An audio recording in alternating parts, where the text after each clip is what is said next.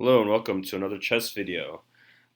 We are back, and I will be posting some more analysis of student games, but today we're doing something a little different.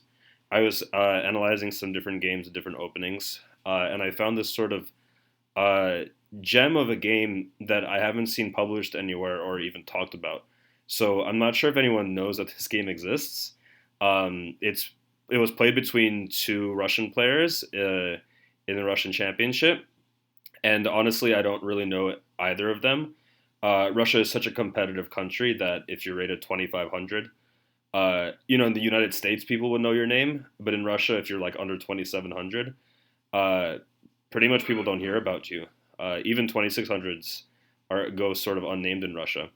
So it was played between Vorobyov and Demidov, and for the tactic that shows up at the end of the game is really why I'm presenting it to you, and I think it should be awarded like a brilliancy prize, and it should be more noticed and included and published. And I'm glad that I found this.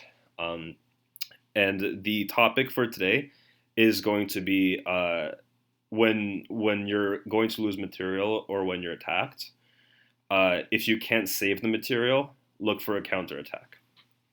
Before we get into the critical point that I really want to focus on, and this will be a shorter video than most, uh, I'm just going to say a thing about the opening.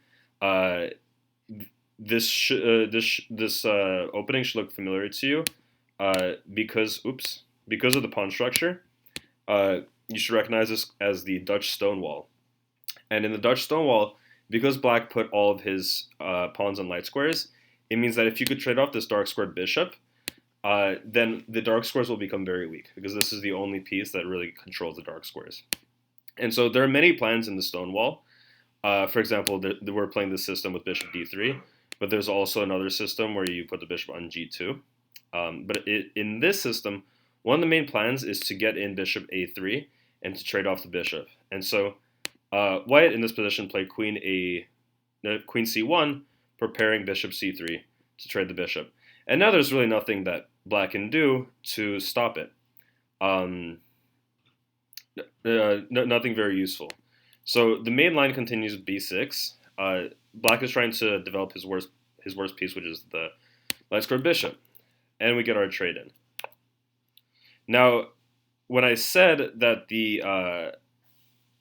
that Black cannot avoid the trade, this is the only move that does avoid it for the time being. But after takes, Black could have traded this way, but at the end of the day, Black is always left with an extra pawn island. So Black has 1, 2, and then 3 pawn islands, and White only has 2 pawn islands. And so Black is going to be stuck with this weakness, which is an isolated pawn, for the rest of the game, which is long-term pretty bad. Because he has a bad pawn structure, he's keeping pieces on the board so that he can pressure White in other ways. Now, I'm going to play through the rest of the game very quickly because I'm really going to focus on one critical moment. And I just wanted to say that one thing about the opening. Now, the rest of the game continued, and White played on, bringing his queen very quickly to the king side for a king side attack. Black played knight f6. We're going to go through it pretty quickly. White is pressuring the f5 pawn, pushes forward.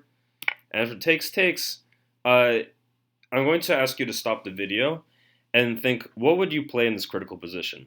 How would you play for the win? How would you play for the advantage as White? So if you'd like to pause the video, now is a good time. Think about 2 or 3 moves that you would consider playing. Okay, I'm going to now reveal what was played in the game. The move that was played in the game is a move that frankly is really hard to play. White played rook e1, preparing a pin on the e file against the queen. Right, so that's very long term. It's a very deep move, but it walks straight into rook d5, and you'll notice that the queen actually has no squares. Every square is covered, even g3. So the queen is absolutely trapped. Now, the grandmaster had to obviously walk into this. He had to see this position. I don't think that he got into this by accident. And he saw a combination here, which I think is really just mind-boggling how he found this. Now, when your queen is trapped, the only other, or any piece, the only other option you have if you can't move it away is to counterattack the opponent's king or to counterattack a piece of equal value, which is the opponent's queen. So right now, I can't really find any way to attack the king. But the white player found a way to counterattack the black queen. I'm going to give you some time again to see if you could find the following variation. And don't just stop at one move. Try to calculate the whole variation. I'm going to say it's about 5 moves, so calculate as much of it as you can. This is a good time to pause your video. Okay, so I'm going to reveal what was played in the game. I give a pretty big hint. The only move to counterattack the queen is bishop takes f6. So we're attacking the queen, which means that if black takes our queen, obviously we take this one, and we won material here. Yeah, we're up a piece. Okay. So rook takes f6. The next move that was played was knight g6. Sorry, 1 second.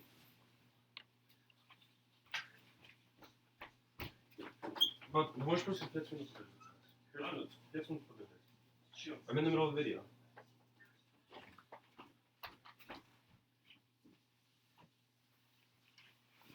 Okay. So knight g6 was played. And this is an incredible move because it can be captured in 2 ways. The first way is bishop takes, which just runs into losing the rook. So we can't do that. And what was played in the game was h takes. White played queen h4 check. Now if you block with the rook, black loses this way. And black will lose the exchange for no pawns. So basically after black moves, we take this and we have a free exchange. After king g8, bishop c4, introducing another pin, we notice that there's a pin over here, and there's a pin over here. Pin and win. Oops, sorry. Now black tries to consolidate. He tries to protect all of his pieces, but white brings his last piece into the attack. Now black played rook d6 and lost pretty quickly. There was one last chance to play for a trick with queen c3. This is kind of a tricky move. Now the best move is pawn f3. The trick is that rook takes e4, even though it's still much better for white, is unclear after queen takes c4, which is a very nice trick. The point is that we can't take the free queen now because checkmate on the back rank. So it's a queen sacrifice that can't be taken, but white can play rook e8 and double up on the e-file. And actually, white is still better because of how weak the black king is. He's still going to get a massive attack. But it's no fun playing down a piece. So there's no reason to go for this for white.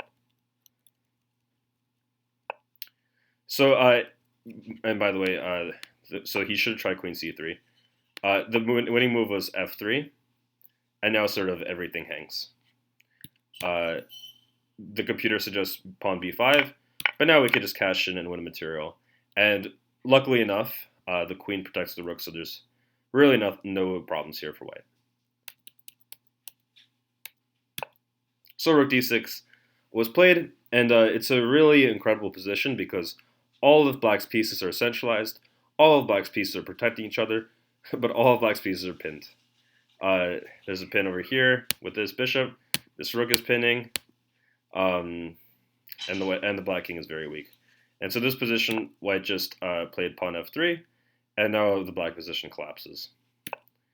He took the queen just moved out of the way, Everything is still pinned. Black cannot run away from the problems. And finally, when he unpins, white cashes in, trades everything, and now he's up to the exchange. And the rest of the game was played very smoothly. There's not much left to talk about here. He attacks the bishop. Now, while the bishop's on e3, he uses this opportunity because we can't capture en passant because you would lose the bishop. So white puts all of his pawns on light squares, which when you're playing against a dark square bishop, it means the bishop is unable to attack any of the white pawns. Now, pay attention, he doesn't play pawn h3. That h3 square is going to be very useful. After queen d2 check, he plays king h3, and actually on that light square in the corner, the white king is absolutely safe and cannot be hit by any of the pieces. After king h7, black played this move and then resigned. The point being that it's going to be made in a few moves. After queen e8, for example, which was not played, the game was over. Let's say black goes here trying to check. It's already too late. We go check and checkmate. So after king h7, black resigned. The main takeaway for this game is this moment where white willingly went for a queen trap to trap his own queen. He didn't fall for this. And so this should get you to think outside of the box. It should get you to think about, when are you going to lose material and when do you actually have a counterattack? And let's say that you did walk into this kind of position by accident. You should never underestimate your tactical resources. You should never underestimate, even when it looks like you're going to lose material, how you can counterattack and counterpunch in return. And so if you were able to find knight g6, which is attacked 3 times, you would actually win this game. And by the way, I don't think I covered rook can't take because the queen is pinned. It's pinned to the queen. Right? I hope that you enjoyed watching this video. This game was very impressive for me. It's one of the best tactics I've seen in a while. And I hope that you learned something from watching this. See you next time.